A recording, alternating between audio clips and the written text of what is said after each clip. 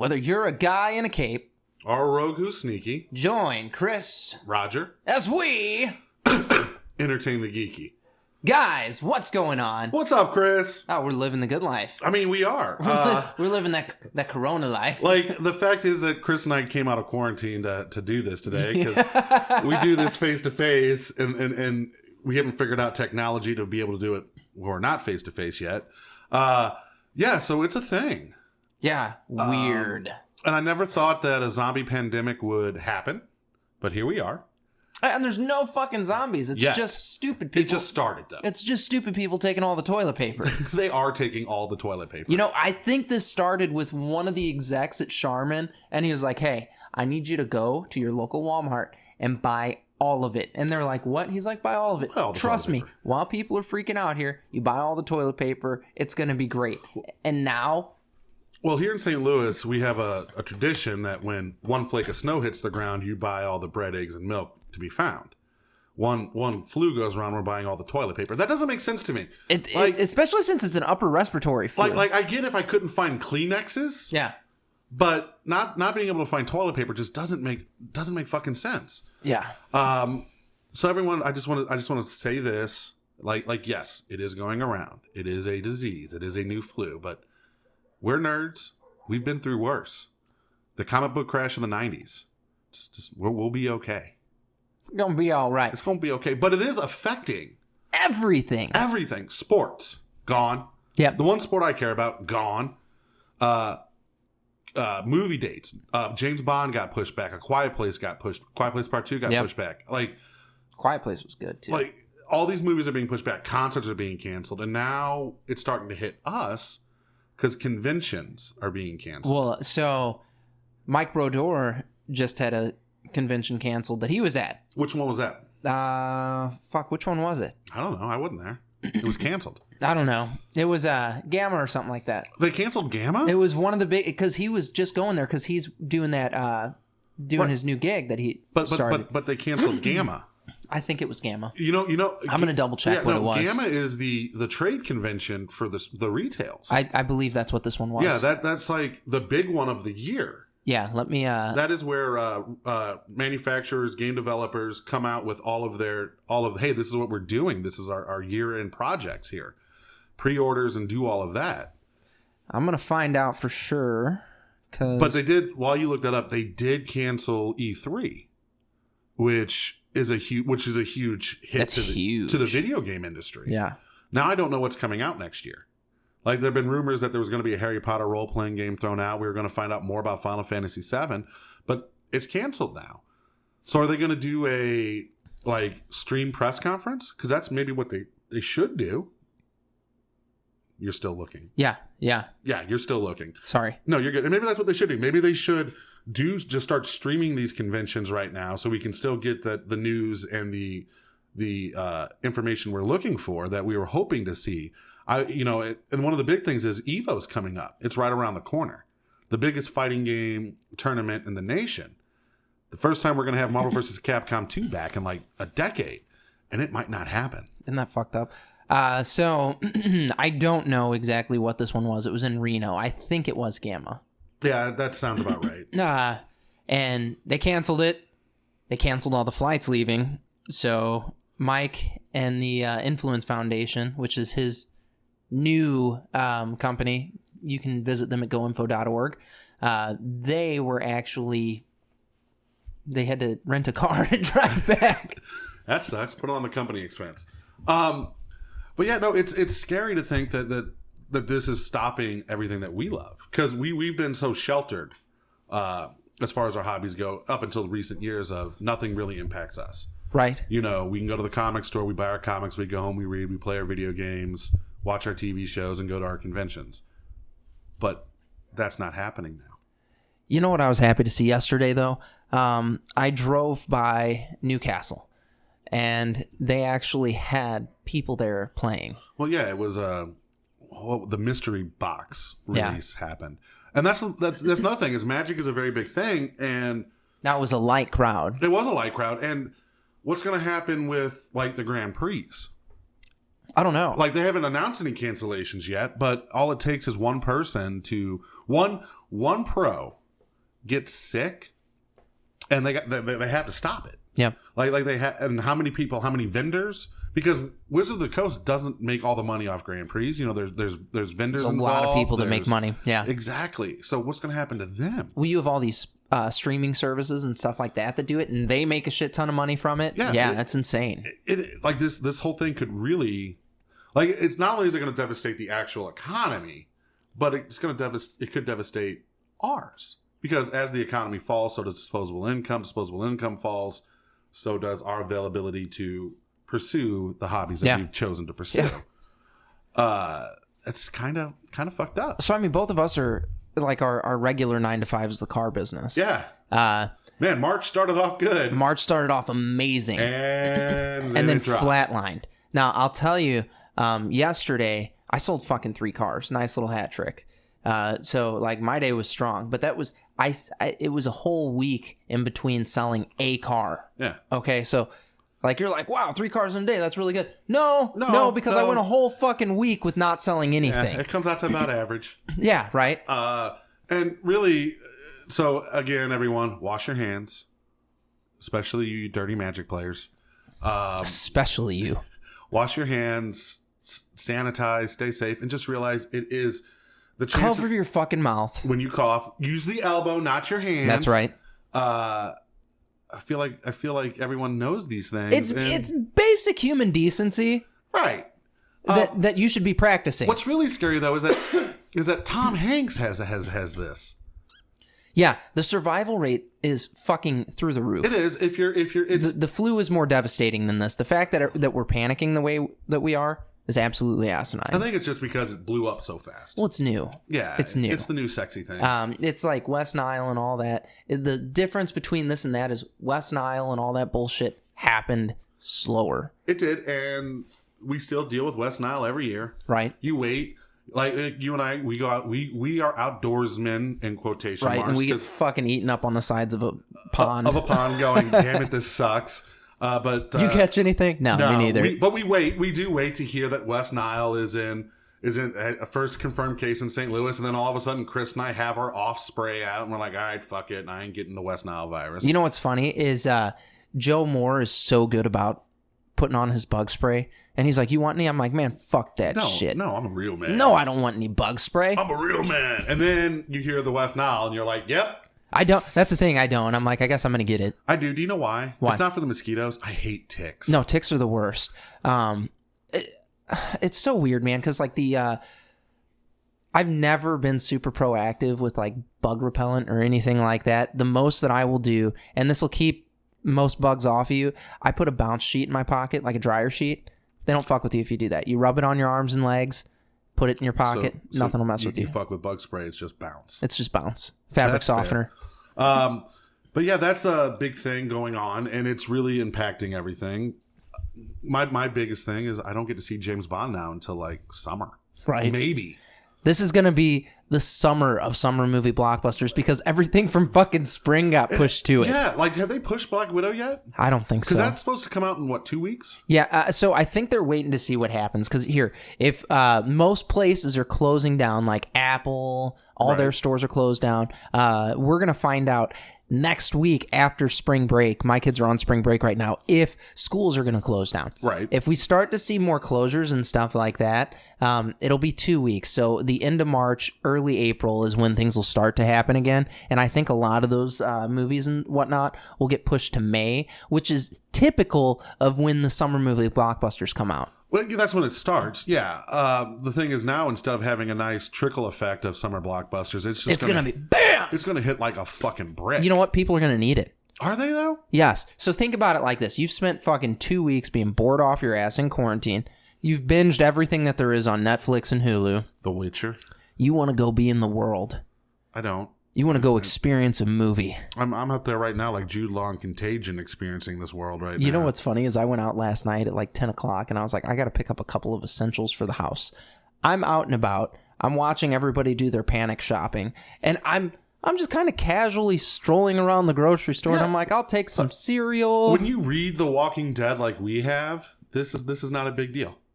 Right. Like we're like, okay, nothing. Okay. all right. I've seen this before. We've watched The Stand. We've read The Walking Dead. Us nerds, us geeks, we are prepared. Guys, I Am Legend came out years ago. Yeah, we know what to do. Like, we're good. Except, there is that kind of moment of I might not get my Marvel comics. I might not get my board games. You know what this is a good opportunity for, though? So, like, let's say they put everybody in quarantine. Okay. Everyone's going to play Pandemic, finally?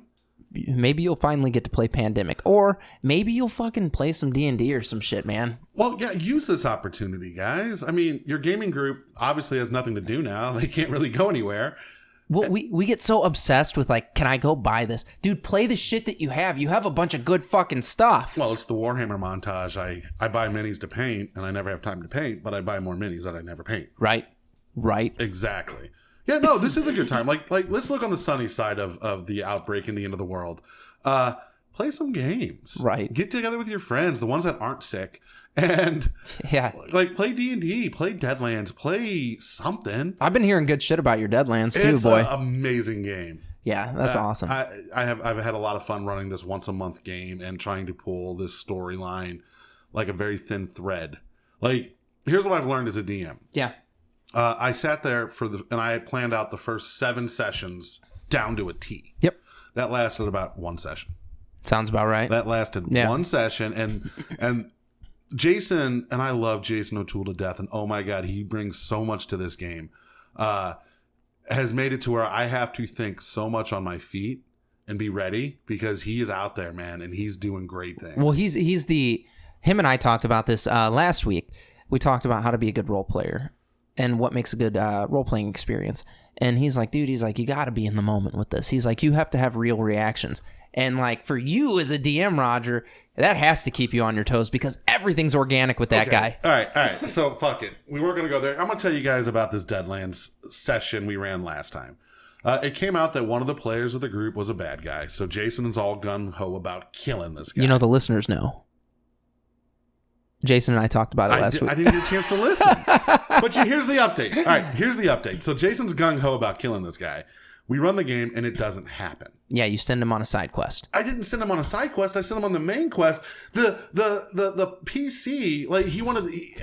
He needs to kill the PC in his brain. He does. He needs to kill this. But the story needs to unfold. Oh, absolutely. There has to be a reason why this PC was bad. Why is the PC doing what he's doing? Why... Mm-hmm.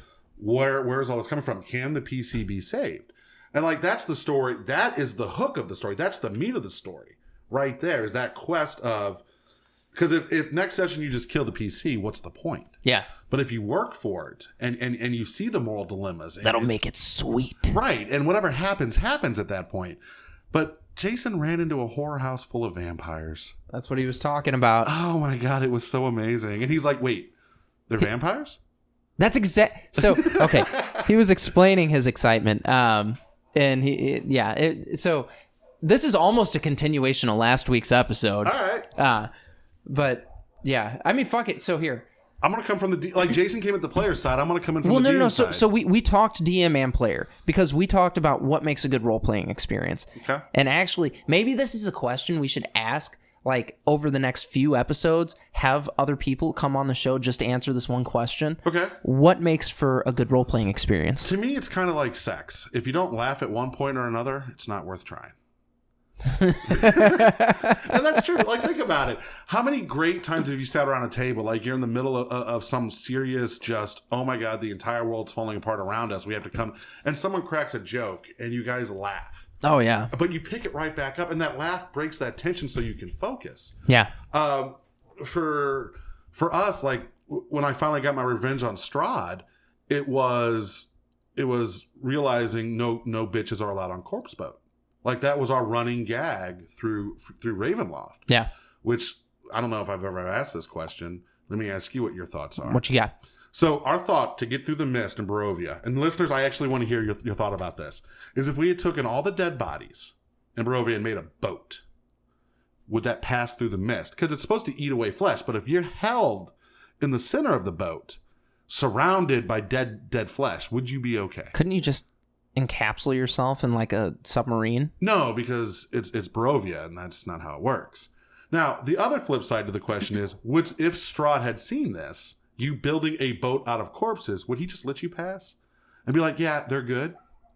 I think it would pique his interest. He'd be like, where are they taking the body boat? Now, I will say this: what I learned through Curse of Strahd is that he's a bitch, and he's not as bad as he thinks, and he runs away like a little bitch, bro. Every time, a little bitch, every time. Like Farouk chased him down, screaming, "You're a bitch! Get back here!" Last time I fought Strahd, I go to put a bone shard in this asshole's chest. And he just turns into a bunch of bats. I'm like, you fucking pussy. I'm a level 3. Well, wasn't that... Yeah, no. So, back to what makes a good game. That's what makes a good game. Laughing and being... Like just being in the moment and being in character. Like, this Deadlands group, everyone is in character. Mm-hmm. Like, at all time. And they all have their own certain quirks. Jason, the other Jason, he's a deaf mad scientist. Who will listen to you and then just go, what? like he's hearing everything you say and he goes, what? No, dynamite. Like, that's his thing. And Lemur being Lemur, it's just he's a crazy drunken gunslinger who just will yell and scream at you just because you pissed him off. Yeah. And Jason is Jason. And he's playing Chavez, and he's playing a very amazing character I can't wait to see develop as he... Jason is the only one in this game that doesn't know what's going on in Deadlands. Like, he has no outside knowledge of the game. So for me, I'm not focusing on his character, but as a DM, I'm exploring the world through his eyes. Yeah. And I'm trying to, I'm so excited to see what becomes of this character and what becomes of Jason's excitement, hopefully, on what this world has to offer for him. So what you're saying is the coronavirus is the perfect excuse to roleplay. It is. Everything. Look, time out.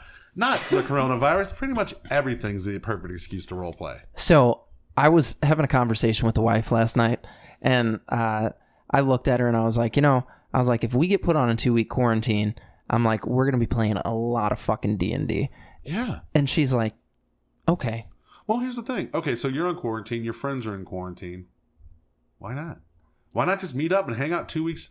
Could you imagine 2 fucking two weeks straight of D&D? I have so much canned food. Like, yeah. Like you're just quarantined in the house. You have nothing to do but play D&D. You That'd sleep, be badass, you get up, dude. you play D&D. Be fucking badass. You don't need to play D&D for a very long time after that 2 weeks. No. You actually should probably take 2 weeks off after that. But that's, you're going to have some kind of fucked up social issues after 2 straight weeks of D&D. You're going to be out in the world and you're going to be about to get hit by a car and you're going to be like, all right, get out. I roll to save. It's time to fight. Whoever was driving this mechanical beast, get out of it. Go. You're getting fucked up. Yeah, so maybe quarantine, read the comics you've been meaning to read, paint the figs you've been meaning to paint, build the decks you've been trying to build. Finally beat that video game you've been playing since 1998, Final Fantasy IX. There's so many things that you can do. Well, no, it's so funny that you say paint the minis because, dude, I literally have minis. Not many of them, but I have probably 10 or 12 minis that I have been sitting in their box for the past 2 years now. Yeah. Basically since Dungeon Crawl for the Cure that I just haven't painted yet. And I'm like, I should get around to this. Yeah, I have. How many models do I have in this house that I haven't even started to put together? Bro.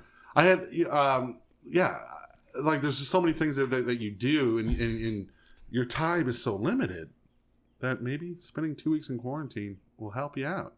This is my first, I'm on vacation. I go back to work tomorrow, so it's my first vacation in forever. And I found myself just hanging around the house, not really doing much. And man, it was relaxing. I caught up on a lot of things that I'd been neglecting. Well, when you get to chill the fuck out for a minute, it's nice. So, when I worked at the place that you're at now, I took a vacation, and it was a week-long vacation, and they never had you come back. No, they totally did. They actually. What was funny is they called me once on my vacation. The general manager did, and he's like, "Hey," I'm gonna flip you this bonus. He's like, I appreciate you. Aww. It was really nice, dude. But so I didn't fucking talk to work at all the whole time. I didn't talk about work. I was just on my vacation. Done. Amazing. Yeah, it has been a really nice week. Did you totally disconnect to where you weren't really fucking on social media and shit? Yeah, I don't really fuck on social media to begin with. Yeah. So that's one of the big things but I will like my pooping. I'm flipping through Facebook. Okay. But mostly I played video games, went and had food with mom, and that's badass. That was pretty much my. Like I said, I'm plowing through Final Fantasy IX. Yeah. Finally, gonna beat this fucking game. I'm gonna figure it out. I played the Final Fantasy VII demo, which if you guys have not... Roger's already been on quarantine for a week is what he's trying to tell you guys. If you guys have not played the Final Fantasy VII demo, play it. It's good, but it's not... It's not the same? It's not the same, and I'm okay. You remember my curmudgeony, it's not the same, don't fucking release it bullshit that I had. After playing the demo, which You were wrong. I'm still right. But after playing the demo, which is the exact same demo that they released for the original PlayStation back in the day, it's good. It's not Final Fantasy VII. It's good, though. It's fun. That's all. I mean, it's so weird that we would want to play through a story that we've already played through. It's not. I guess it's not, because there's times where we'll play through a game more than once. Well, play through a game or read books more than once. How many times do we see movies that are redone? That's fair. I'm trying not to watch the reboot movies, but we are in an age now with video games that redoing video games is popular. Yeah, because we're at that second generation of... Well, you can make them beautiful, and a bunch of these kids 20 years ago didn't get to play them. No, and like your kids never really played. They might have played it, but they weren't around when Final Fantasy VII first came out. My kids never played that shit. Right. So they weren't around when that game came out. They don't know how amazing of a game it is, and the fact it's being re-released and you can easily access it now is amazing. And it is a good thing, because these stories are good, and these stories do deserve to be told. And they deserve to be retold. For sure. They deserve not to be forgotten.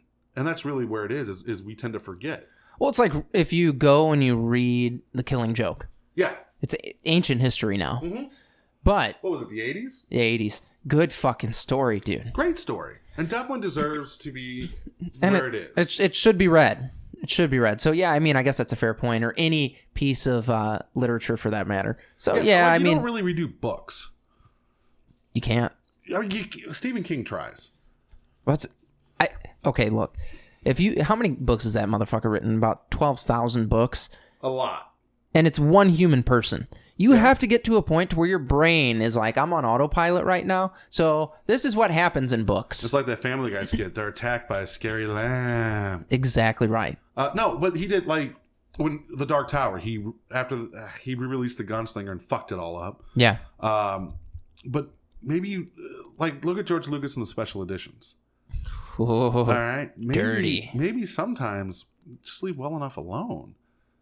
And you don't need to update special effects. It's not a video game. Video games do need, if you can do new graphics, okay, here, and especially talking about the time frame that we're talking about here. I mean, 97 was when Final Fantasy VII came out? Yeah, 97, 98, something like that. And you've got these blocky figures. Oh, it looks hard. Have you played it? Yeah, oh yeah. It looks horrible. At the time, we thought they were amazing. It was amazing. And now you get these smooth, fucking beautiful characters. And you know what? In 10 years, we're going to be like, that looks like shit. With voice acting and everything else. So, yeah, retell the story. I just kind of wish you would have had just the same combat. That's all. That's my only complaint is I want to... Like playing through the demo. You want that Final Fantasy combat. I do. Well, playing through the demo, I did feel like I was just playing a God of War. And that's not Final Fantasy to me. I know for a long time it has been. Yeah. Since, 14, 15, 13? A couple of years ago, yeah. Yeah, it's been like that for a while, but I do miss the days of sitting there and thinking, what do I need to do next? Yeah. And having that plot. Because to me, the JRPGs do bring tabletop RPGs as best they can. Yeah. To the video game experience. For sure. There's a lot of planning. There's a lot of, do I potion up here? Do I do my special attack here? What is the monster going to do that I'm fighting? Yeah. Oh, shit, he just killed Vivi. I got to reevaluate everything. And I do like that thought process. And that's why I personally like the older Final Fantasy games. The turn-based, it plays like the stack in Magic. It does. It does. And you know what I mean? The little, yeah. Exactly. But the new Final Fantasy VII, it's good. It's beautiful. It's well rendered. It's amazingly graphic. It is a beautiful game. Yeah. And I will be buying it when it comes out in a couple weeks. I will be buying part 2. Hopefully by then I'll have finished Final Fantasy IX. I'm stuck on the stupid card game right now. That's the biggest issue I have with that game. Yeah, what do you guys think? Do you want, what video games would you want to see remastered or redone from the ground up? Not here's an HD Crash Bandicoot, but like a legit video game redo, like with Resident Evil 2 or 3 now. Link's Awakening would be a cool one. Like, I know they technically did that, but it was the same game. I would like to see. Could you accept Link's Awakening done in the style of Breath of the Wild? Yeah. Okay. Yeah, I could. Okay. Because here, I feel like the Zelda games have done a relatively good job about being open world ever since they started. Right. So Breath of the Wild, like, while we say it was this new and revolutionary thing, it took this one concept that they've been doing for fucking 40 years, basically. Except for Link 2. Except for Link 2. Yeah. But this one concept that they've been doing, and it made it bigger. Yeah. Okay? So if they took that old game and made it just polished it like Breath of the Wild, fuck yeah, dude. So you'd be in it like rebuilt from the ground up, same story. Yes. You know. Absolutely. And if they did that shit with like Ocarina of Time and Majora's Mask, bro. You'd be in? Oh, yeah. Okay. Oh, yeah. Okay. I really don't have a game I want to see remade. That's what's kind of sad for me. Honestly, maybe another remake of Metal Gear Solid 1. Was there a game that you beat and at the end of it you felt fucking empty because it was over? No, I don't beat a lot of video games. Oh, really? Yeah. So for me, especially in the past 15 or 20 years, because I'm that old now, video games are multiplayer experiences for me. I play video games to hop online with my friends, dick around for an hour and a half, and then pop off. Yeah. So I don't play a lot of single-player video games, which is why going through Final Fantasy IX, going through these older games that I've never beaten is exciting to me. But much like reading a really good book, there are books that I own that I have not finished because I don't want to know what the ending is. Huh. I don't want it to be over. Interesting. One of my favorite series, Kim Harrison's The Hollow series. Yeah. I own all the books, and I've read every single one of them except for the last one. Because just don't want it to be over. I don't want it to end. And if I never read This is coming from the guy that's like, leave well enough alone with movies. That's true. Leave well enough alone with movies. Fuck it. But I don't want it to end. Just because it's over doesn't mean I have to let it be over. And if I never read the final pages, if I never finish that game, it's never over. So basically any time I get to the end of a game, like even, this is going to sound so stupid, but even getting through the end of the story modes on Destiny, yeah, I was like, well, fuck. Because there's nothing like that's it. Well, and then you have the other extreme, which Jason is like this. Jason is the other extreme, which is God. I beat the storyline. I got to get everything. I gotta get it all. Everything. Yeah. There is no doubt in my mind Jason gets his $60 worth of entertainment when he buys a video game. Oh, he gets about $3,000 worth of entertainment. Because here, with Breath of the Wild, for example. I still go over there and he's still playing that game. Yeah. Because he's not quite finished yet. No, that motherfucker, that game and that motherfucker, there's at least $5,000 of value there. Yeah. I'm telling you. And more power, like that is great. Like for to have that completist mentality, great. To me, that's just not me. Like when if I finish a storyline, because you're not detail oriented like that. I'm not. I'm like, okay, I'm not either. I finished the story. Yay, it's over. That's why you and I are horrible to have around each other, because we're like, all right, it's done. No, the story's done. It's over. Let's move on. Oh look, there's multiplayer. Ha ha ha. Yeah. But with that being said, I do spend a lot of time playing it. Like, look, Modern Warfare has been out 3 months now. Yeah. And I've got 5 days logged in of playtime in that fucking game already. It's stupid. That's insane. It is insane. But you come home, you spend an hour a night with your friends, and it adds up real fast. No, it does. And World of Warcraft,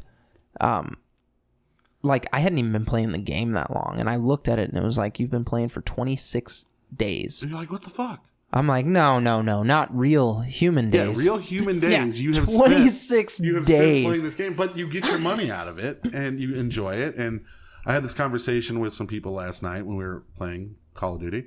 Like these people become your friends. Oh, for sure. There's 4 people I play games with every fucking night I have never met in real life. Yeah. But they're your friends. No, I made friends all over the world, playing World of Warcraft, Marvel War of Heroes, and I still talk to them. Yeah, and that's awesome. Like that right there is one thing that I think is the best thing about our community.